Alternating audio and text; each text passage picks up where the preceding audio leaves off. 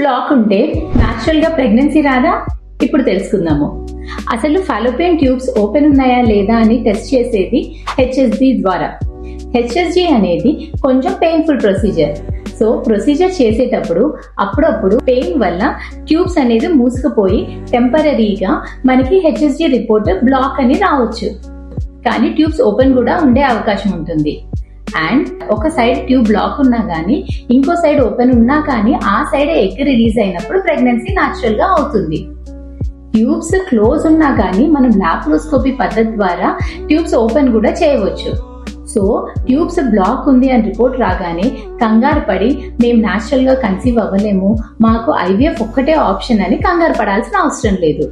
Tubes లో black ఎక్కడుంది and one side ఉందా రెండు సైడ్లు ఉన్నాయా అనేది తెలుసుకొని మీకున్న ట్రీట్మెంట్ ఆప్షన్ మీ ఫర్టిలిటీ స్పెషలిస్ట్ తోటి మీరు డిస్కస్ చేయొచ్చు.